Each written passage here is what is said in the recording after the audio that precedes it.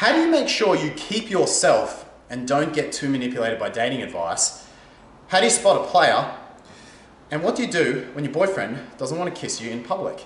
Welcome to Ask Mark. This is number 30 today, and we are on for the second time this week with some really cool questions. So make sure you subscribe, hit the little bell, and let's get straight into it. The first question isn't actually even really a question. It was just an interesting comment that I thought was worth bringing up. Amira says, some of the things Mark is teaching are very useful. Still, to think about all of this, what men want, how they want it, how to keep relationships spicy and passionate, make me feel like my role in the world, thoughts and reactions after how men want it. I'm deeply interested in what is being said in the videos, but now I just feel programmed, kind of manipulated. I feel like I betray my own will of life. I wish that every female that watched this realized at the end, what is your goal in life? Number one goal is to please a man, is it? I believe in so much more. Love is nice, men are nice, but that's not all I want in life. I am greedy, I want more. I don't think you're greedy at all, first of all, Amara, and I think it's a great comment because when you're taking in all this information and you're applying it, you're going, okay, I still don't want to lose myself in this. And Amaya's described it amply here when she says, I don't want to feel manipulated. Here's the reality. You're always being manipulated. You're always being influenced. No matter where you go in life, if you're talking to another human being, you're being manipulated, influenced, spoken to, whatever you want to call it. I 100% agree with Amir here that you've got to be building your own life as well. And you know, if you've watched my videos, there's a huge focus on that in this channel and even a bigger focus with my clients. Huge, huge. At least 50% of the sessions is non-men stuff. What you've got to do in life, this just isn't just in dating advice, this is in any area, you've got to decide the psychology that you want to take on board. Because no matter who you are, no matter where you go, you're always going to get advice from every different direction. How often do we take on advice without even realizing we're doing it?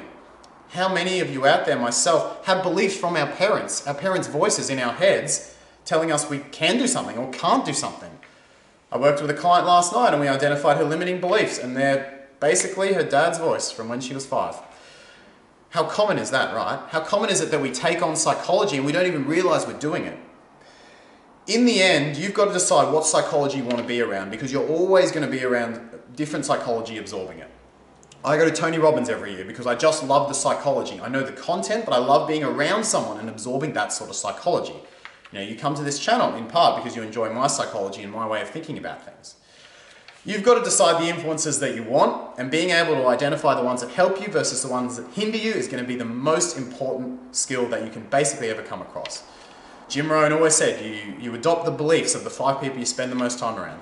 So choose carefully and choose who you listen to carefully.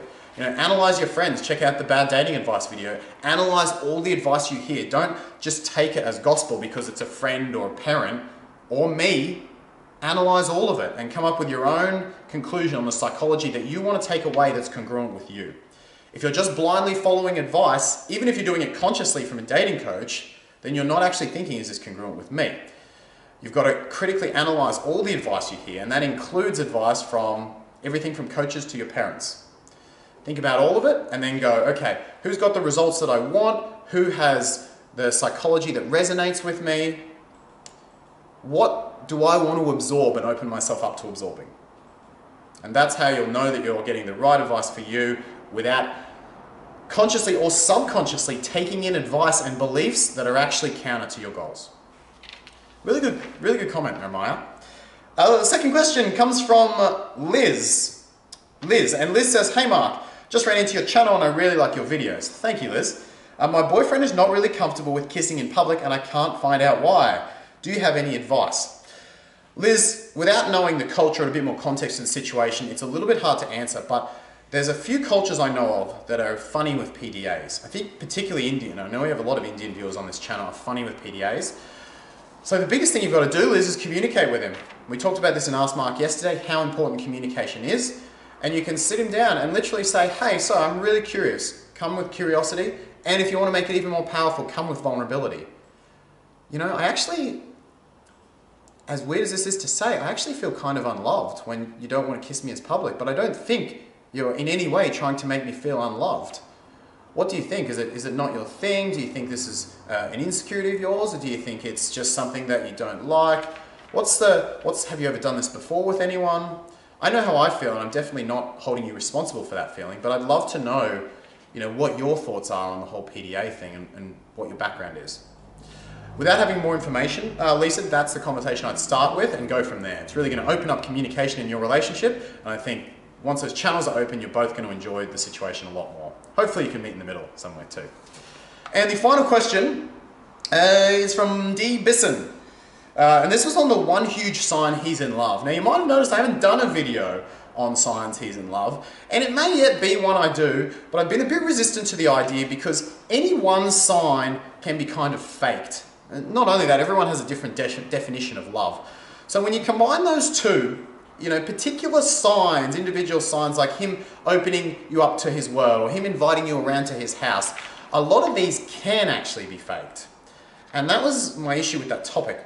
So Bisson's written, in terms of this particular sign, players do all that too. It's smart to pretend while armed with these details, as in the details from the video. However, even a man often doesn't key in on another man with the petty things. He is in love when he takes out the lady's trash for her. Bisson, I'm not sure I agree here. The one huge sign he's in love from that video was basically progression. So it was weeks to months, really months, of progression in these important areas. In sex, in connection, in him bringing you into his world, and you going into his world, in future projections for the two of you. If you're seeing progression in all of those, check out the video, link description. If you're seeing progression in all of those over several months, then that's a very good sign. The problem with taking any one sign in, and yes, Bisson, this includes him taking out the trash, is that, as you say, guys can fake it. But it gets much, much harder to fake it, and Bisson, this is where I really disagree with you, it gets very hard to fake things once you give men enough time. It's amazing how many mixed signal situations, how many dating problems get solved when you just take your time, wait and see, and his actions will tell you the truth. Because you can fake stuff for little periods of time, but players get caught out because they just can't keep up the game. They can't keep up that consistency. And this is why I've been hesitant to do that video on X signs he love you. I may still do it with just a bit of a disclaimer saying, okay, be aware that any one sign is not, boom. But the biggest sign is anything applied over a length of time, because that's when you have proper time to qualify the man. Thank you for your questions. That's it for today. That is Ask Mark, second one for this week. I really hope you enjoyed. Let me know your thoughts, comments, more questions, etc.